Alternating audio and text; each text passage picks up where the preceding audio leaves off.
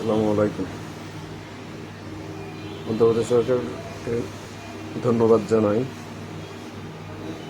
ভারত থেকে বিভিন্ন পণ্য আমদানিতে নিষেধাজ্ঞা দেওয়ার জন্য।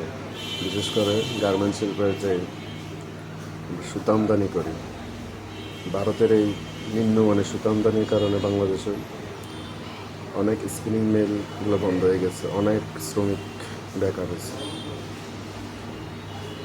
একজন গার্মেন্টস রিলেটেড ব্যক্তি হিসেবে তাকে কিন্তু স্যালুট জানাই ওনাদেরকে এই কাজটা করার জন্য। কিন্তু বাংলাদেশের স্পিনিং মিলগুলো বাজবে, হাজার হাজার লক্ষ লক্ষ শ্রমিক কাজের কর্মসংস্থানের সুযোগ পাবে।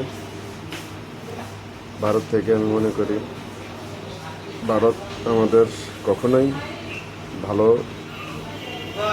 কিছু করার জন্য এরা কোনো কিছু করে না, ওরা সবসময় এদের স্বার্থকে দেখেছে।